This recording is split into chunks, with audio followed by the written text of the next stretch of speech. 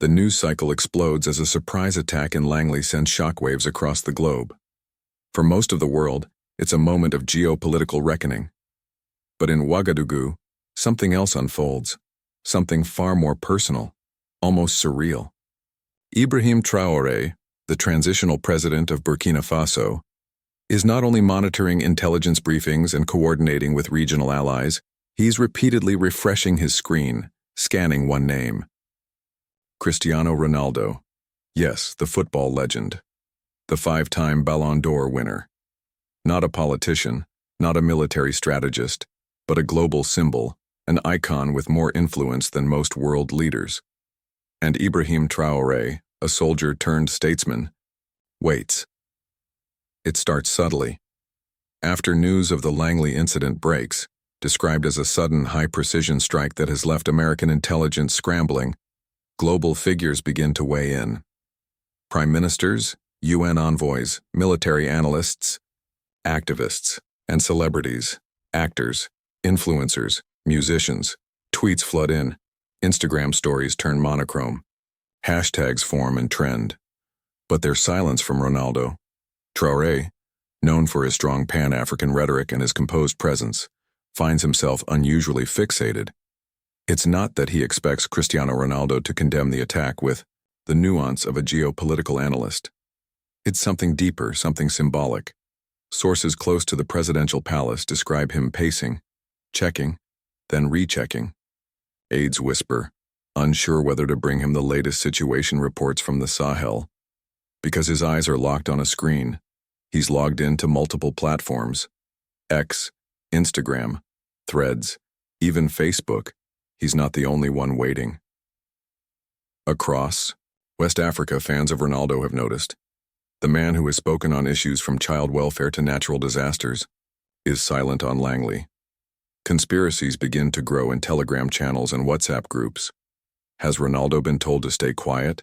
Is he being strategic, or has he simply missed it? In the mind of Traoré, the silence becomes a symbol, a metaphor for selective outrage, a reminder that some tragedies stir global noise while others are muted by distance, skin color, or political interest. And maybe, just maybe, he wonders if Ronaldo's silence proves what he's been saying all along, that the West decides who is worthy of sympathy, who deserves a voice. Still, Traoré doesn't speak publicly about it.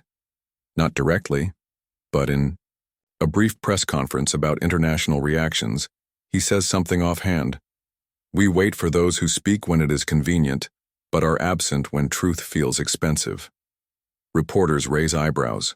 Was that a veiled reference? Social media picks it up instantly. Memes are born. Traoré waiting for Ronaldo's comment becomes a viral trend. Photoshopped images of the president in a tracksuit staring at a phone. Clips of him pacing edited over Champions League music. But underneath the humor, there's a current of something deeper. Disappointment. Disbelief. And yet, he waits. For the post. For a comment. A gesture. Anything. But as the hours roll into days, the silence becomes louder. Analysts in Europe begin to notice the cultural rift. Why would a president care so much about a footballer's comment, some ask, perplexed. But those with a deeper understanding of African geopolitics and cultural symbolism know this is not about one comment.